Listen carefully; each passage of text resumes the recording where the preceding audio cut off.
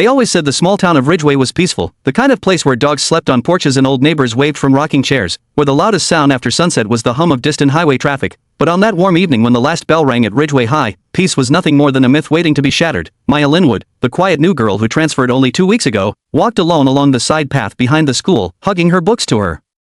chest, her headphones in, unaware that 3 shadows had been following her since lunch, whispering, planning, fueled by jealousy, boredom, and something much darker that brewed inside people who thought consequences didn't exist for them. She didn't notice the black van parked behind the trees or the way the boys exchanged nervous glances before the tallest one nodded, and suddenly, before she could even register the movement, a hand clamped over her mouth, her books fell to the ground, and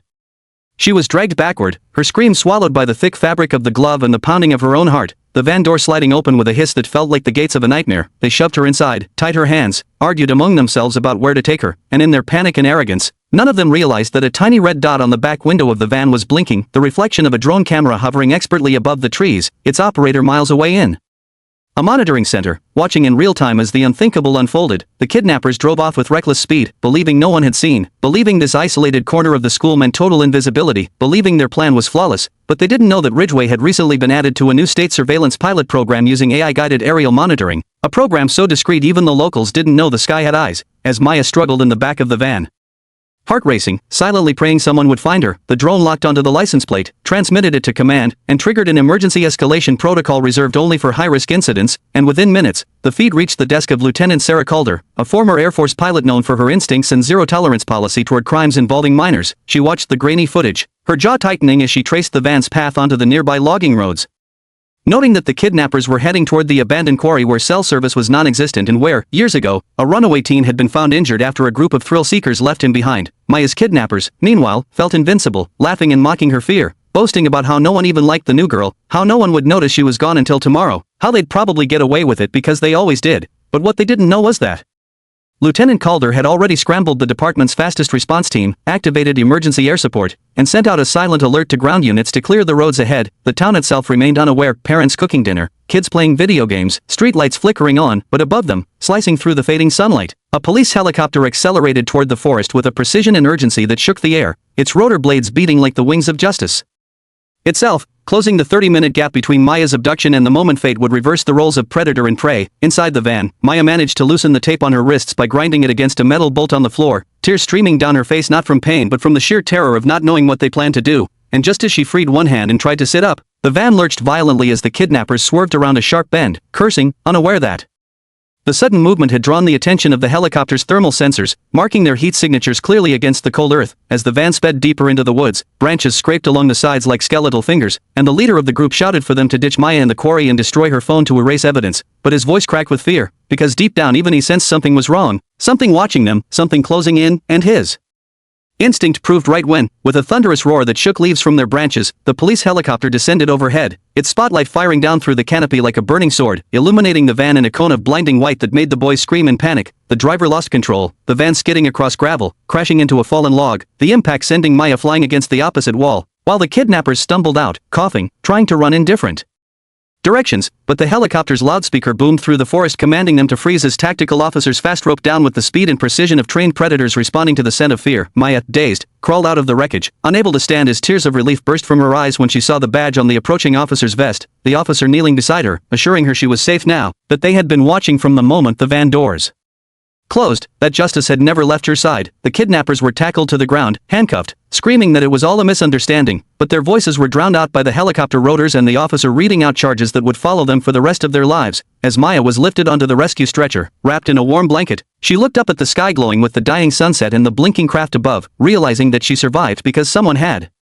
seen the moment hope seemed lost, someone who refused to let darkness win, and as she was flown toward the hospital with officers reassuring her she would be reunited with her parents shortly, a strange sense of strength filled her, a sense that her story, her survival, was something the world needed to hear, a reminder that even when evil thinks it can hide, justice can descend from the sky in an instant, faster and louder than fear itself. And if you're watching this right now, remember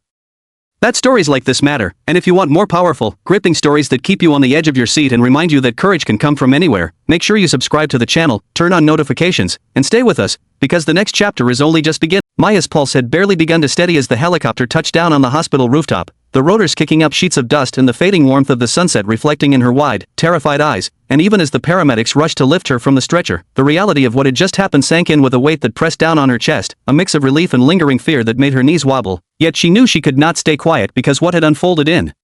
those 30 minutes was more than a personal nightmare. It was a warning, a lesson, a revelation of how quickly darkness could approach and how swiftly courage and vigilance could respond. And as she was led inside through the sterile hallways of the hospital, past the beeping monitors and the faint smell of antiseptic, she realized that the story of her survival could ignite change, make people see that even in the most ordinary towns, evil could lurk unnoticed until someone, somewhere,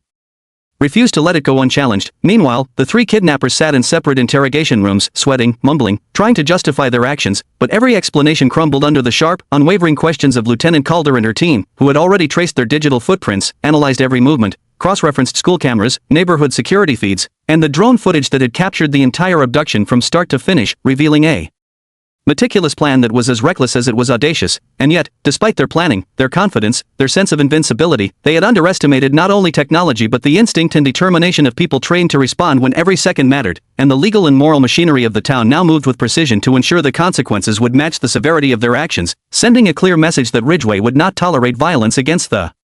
innocent. Not now, not ever. Maya, meanwhile, wrapped in a blanket on a hospital bed, replayed every detail of her terror, the blind panic, the suffocating fear, but also the moments when instinct and a small bit of luck allowed her to fight back, to pry herself free just enough for the helicopter team to locate her. And as she recounted the events to the officers and later to her parents over shaky phone calls, she realized something profound. Fear could be immobilizing, but courage, even the tiniest flicker of it, could summon allies, unseen protectors, and forces she had never imagined, and that realization fueled a determination inside her, a spark that refused to die, to ensure that no other child in her town would have to face what she had faced alone. Outside the hospital, the helicopter that had delivered her hovered one last time before returning to base, its lights piercing the twilight like a guardian watching over a city that had almost lost one of its own. And as Lieutenant Calder debriefed her team on the operation, praising the flawless execution of the aerial tracking, the timing of the ground units, and the courage of officers who had descended into the unknown, a deeper investigation began to unfold, revealing that the kidnappers were not acting in isolation, that there were social and psychological currents within the school and the town itself that had incubated their behavior, bullying, neglect, and toxic bravado that had gone unchallenged. And Maya's ordeal became more than a story of survival. It became a lens through which the community saw its failings, a mirror that reflected uncomfortable truths about how children were overlooked, how power dynamics could be abused, and how vigilance and community intervention could turn the tide before tragedy struck. The next days were a whirlwind of interviews, statements, and news coverage, but for Maya, it was a time of growth, of realizing that bravery was not the absence of fear but the decision to act despite it, and she began speaking to her peers, to parents, to school administrators, emphasizing awareness, reporting, and the power of collective responsibility. And her voice, once quiet and tentative, now carried authority because it was forged in the furnace of real danger, a voice that reminded everyone that even when evil thinks it hides, the sky has eyes, justice can descend without warning, and courage can come from unexpected places. As the investigation wrapped, the kidnappers facing charges that would ensure they never forgot their crimes, the town began implementing stricter safety protocols, drone patrols, neighborhood watches, and mental health programs to identify at-risk youth. And in this wave of change, Maya found herself not as a victim but as a symbol, a living testament that even in the darkest moments, intervention, courage, and determination could prevail, and that awareness and action were as essential as technology in safeguarding innocence. And as the camera pans to the sky, the faint silhouette of the helicopter against the setting sun becomes a metaphor, a reminder that heroes need not be mythical, that they can arrive when least expected, and that vigilance combined with swift action can save lives. And as you, the viewer, watch this story unfold, remember that the real power lies not just in witnessing bravery but in taking part in it, in subscribing to channels that share these stories, in turning on notifications to be reminded that the world, while imperfect, can be safer, stronger, and more compassionate when ordinary people, armed with knowledge and courage, refuse to ignore injustice. So click subscribe, stay with us, and prepare for more stories where darkness meets courage, fear meets action, and justice always finds a way to descend from the sky.